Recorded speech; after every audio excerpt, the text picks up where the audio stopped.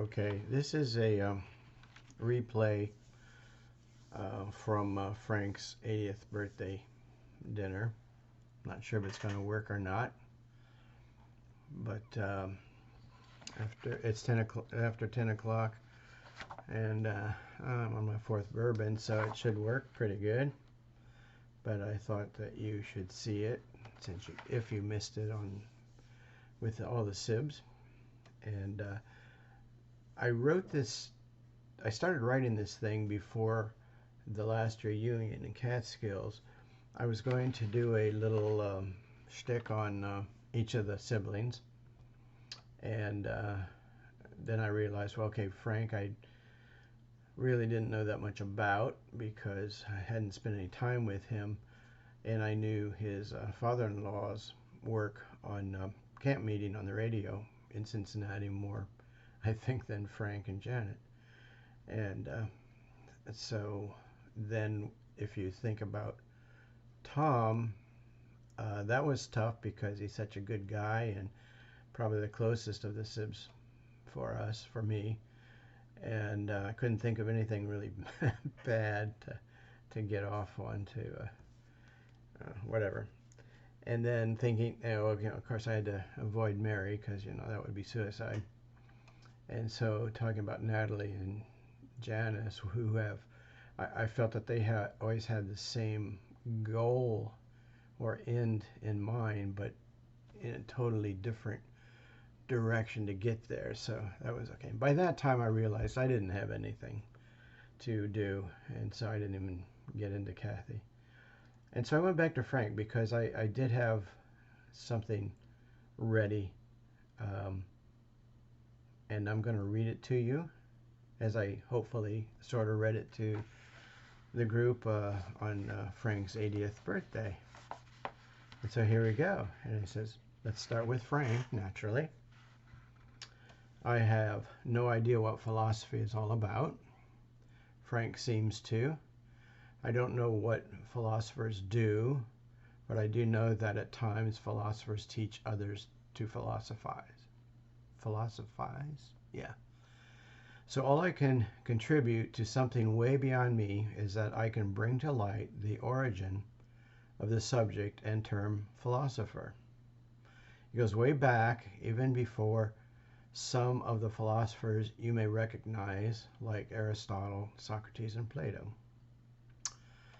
Because in truth, it goes way back even further. To cavemen. Here's the scoop. There's 3 guys sitting in a cave in the cold of one of the ice ages. There's Gorda, Bahaha, and Phil, and his wife, who has no name, just a duty to do whatever her mate wanted.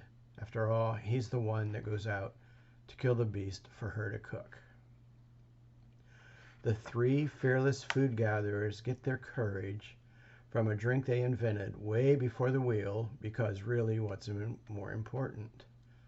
It's a mixture of a few plants outside, in particular a tall cactus-like thing, combined with piss from a large ferocious dinosaur beast, and brewed over a fire when they have it, then partaken.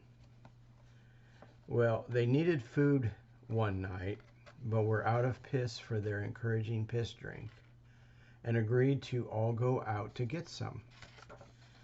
Since there were no liquor stores yet, because that came later with the Egyptians, they knew they had to make their trek to the nearest monster they knew of. Remember, it was cold, ice age, right? But priorities were priorities. The 3 grabbed what they could to keep warm. Gorda got wrapped up in layers of reptile skins. Bahaha had brought a cover from home because he was no fool. And Phil grabbed his mate's bear skin without asking. All seemed to go well until the 3 actually came upon the beast. The trick is, how do you get piss from something that could kill you in a snap?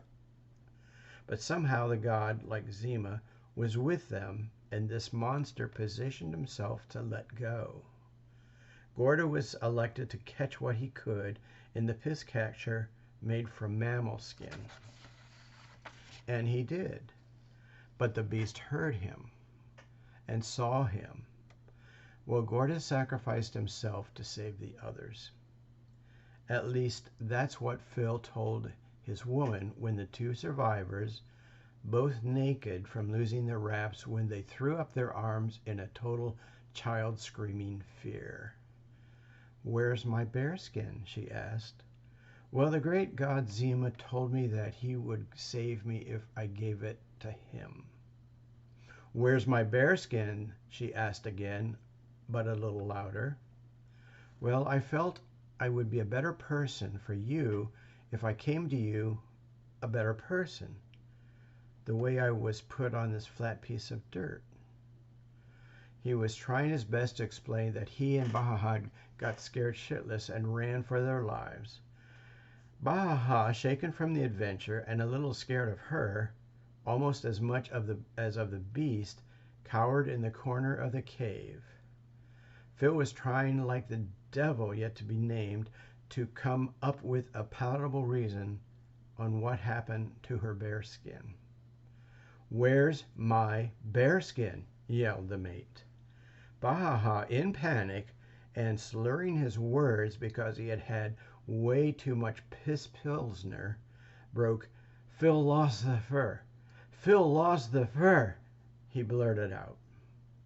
So even though Phil had different versions of what happened that dreadful evening, he is accredited with the idea that there can be different ideas about knowledge, truth, the nature and meaning of life, and reasons for what happens. The end.